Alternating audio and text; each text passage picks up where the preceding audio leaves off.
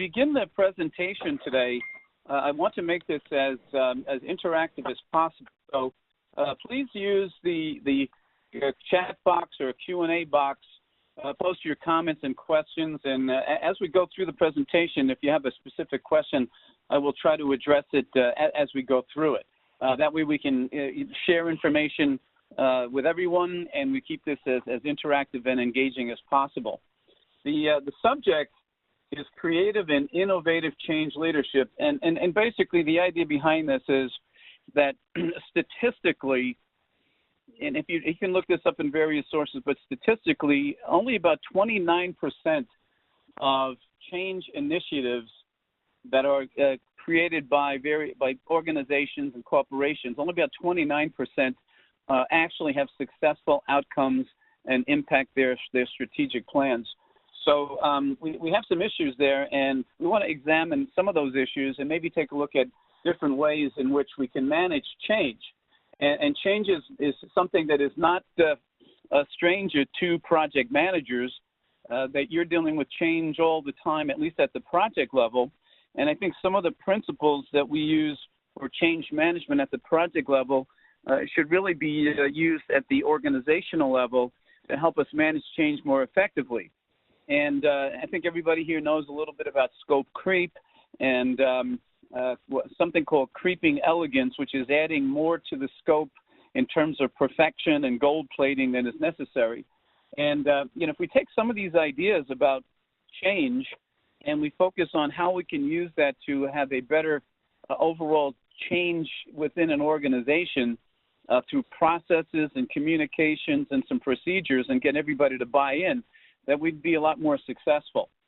So the objectives, what we're going to talk about here would be hopefully the idea is for you to develop a personal strategy for enhancing your own change readiness and the change readiness of your particular teams. That will provide you with some ideas that will help you to lead and manage change a lot more effectively. And we're not talking about project management change here. We're talking about organizational change. We're talking about doing things differently, changing how we provide value to our customers and to our team members and to ourselves. So we want to be able to lead and manage change and do that very willingly and be excited about it. That there are different types of changes out there, and we're going to have to adapt to them. And I think that a lot of people may not understand that change is a word that is kind of like an umbrella term for multiple types of changes, and we'll address that a little bit. And then there are mistakes that people make when it comes to change, and by the way, there's no such thing as a mistake-proof change. We're all human. We're going to make some errors, but there are some things that we can probably avoid. One of the things that I like to say about change management is it has a lot of similarities, a lot of relationship to risk management, that we should really be asking a lot of what-if questions, and we should actually focus on scenarios before we select our options and things like that. So there's just some thoughts to think about as we get started. Now, one that I like to do here is just to promote project managers just a little bit. Just this past Thursday, November 2nd, was International Project Management Day, which is something that we basically observe every year. It's the first Thursday of November every year, International Project Management Day.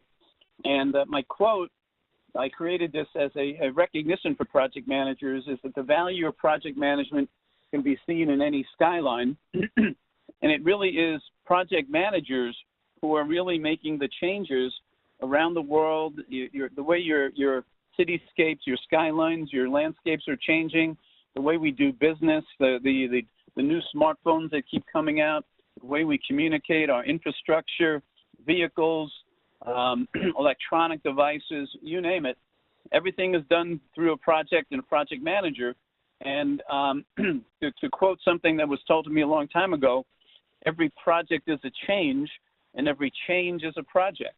And I think that the important thing here is to you yourselves as project managers should do your best to get people to understand the value that you bring to your organizations and to your customers.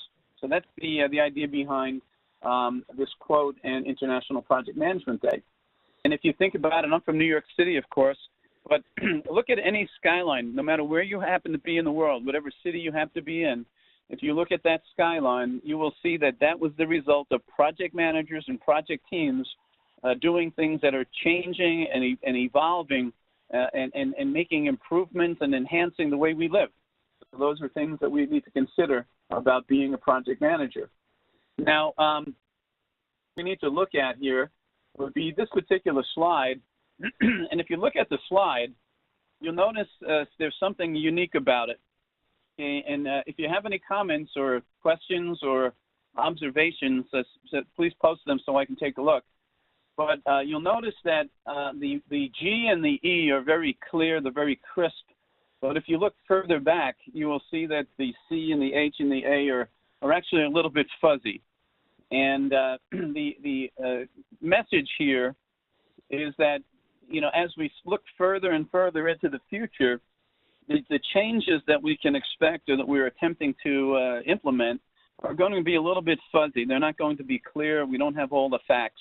But as we get closer, things start to become more clear. In fact, many of you remember a term from your project management studies, which is progressive elaboration, which is defined as moving forward in increments, adding more detail as you go.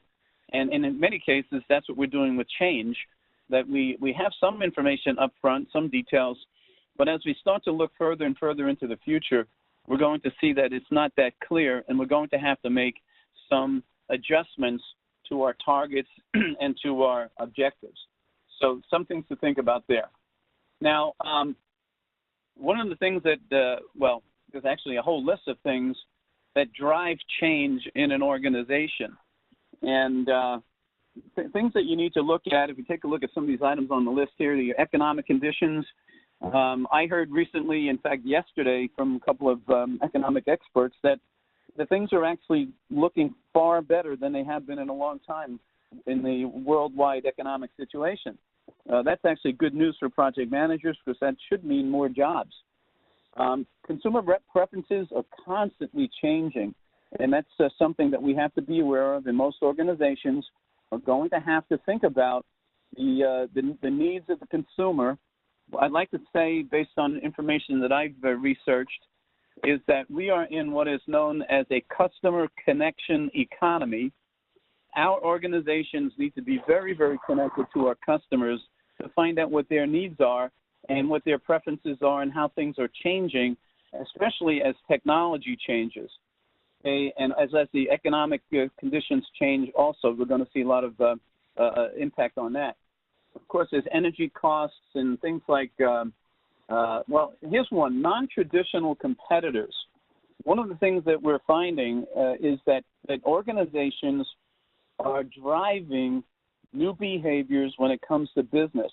A good example would be Amazon. Amazon has a very, very aggressive approach to become a larger and bigger business overall, and they have very, very interesting ways in which they manage their inventory, how they are going to provide service to customers, and basically doing all these non-traditional things. They are slowly but surely picking up market from other companies, which is causing other companies to start to think much more differently. So we need to kind of get away from the traditional way of getting customers, and we have to start to look at much more creative ways. We also have things like risk. Unfortunately for all of us, we have cyber issues and cyber security and hacking. And we also have lots and lots of other issues out there that are going to force us as companies to look at our risk assessments in terms of people, equipment, property, technology, and a number of different things. So these are real serious drivers of change. And then if you look